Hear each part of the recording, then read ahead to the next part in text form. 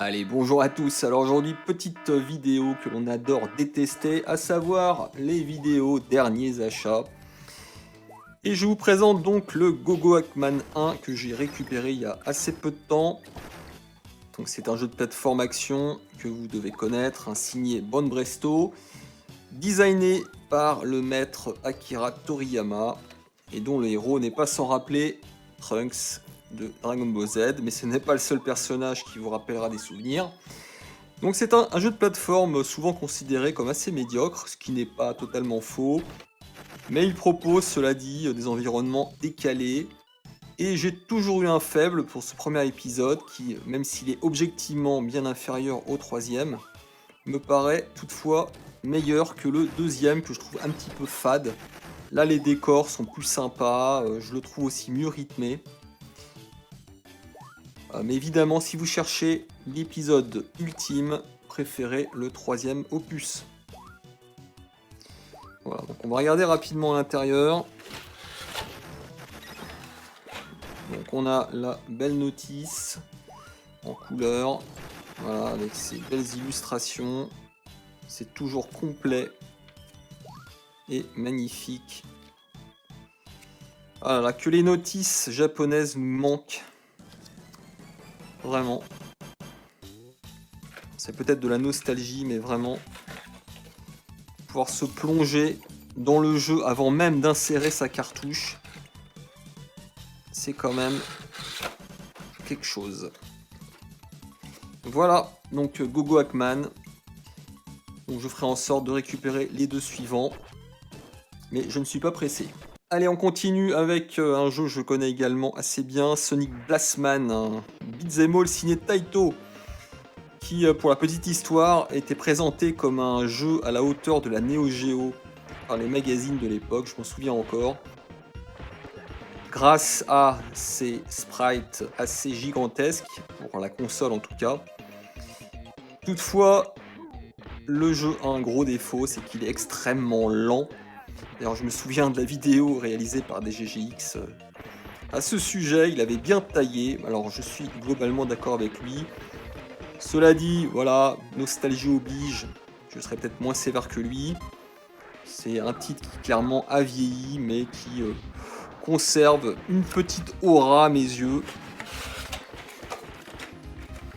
Voilà, regardez l'état, c'est plutôt sympa. Celui-là, je l'ai vraiment pas payé cher. La notice dans un format un peu spécifique, et on voit qu'elle est un peu moins haute. Voilà, c'est complet.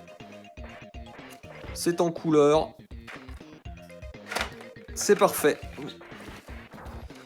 Donc là, pareil, j'essaierai de récupérer sa suite, qui est en tout point supérieure, puisqu'elle propose plusieurs personnages jouables, et surtout des déplacements accélérés, ce qui n'est pas un luxe.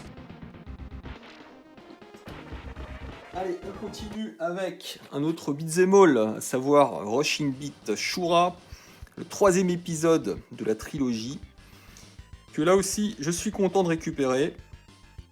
Je l'avais il y a quelques années, je l'avais revendu. De toute façon, les jeux Super Famicom, c'est une longue histoire. Voilà, donc c'est un épisode que j'aime beaucoup, à la fois pour ses embranchements, mais également sa move list, qui est assez complète. J'aime bien aussi le feeling global des coups. Les personnages sont un peu petits, c'est vrai, mais ça m'a jamais trop dérangé.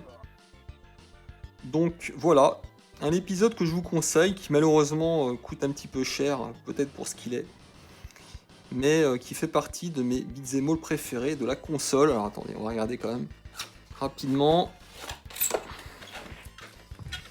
La notice, hop.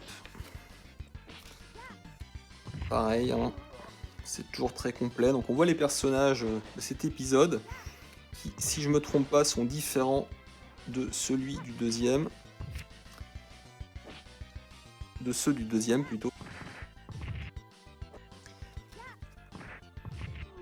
Voilà, écoutez.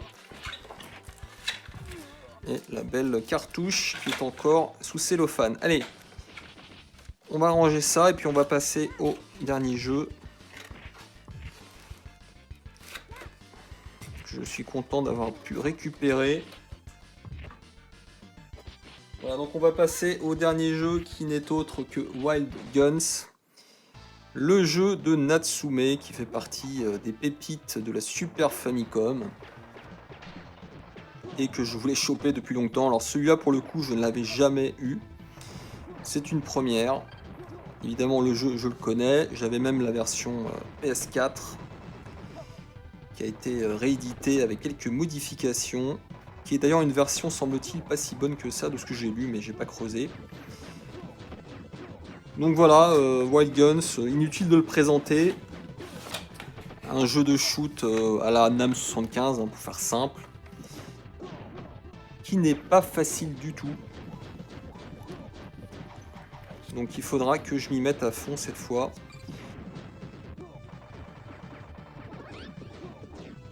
Voilà. Écoutez, on va s'arrêter là pour cette petite présentation.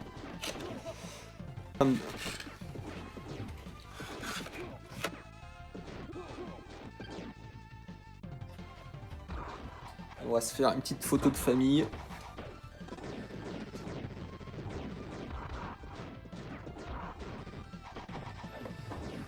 Quatre nouveaux jeux Super Famicom que je suis heureux d'accueillir et que je me ferai un plaisir de poncer. Allez, je vous abandonne, à plus.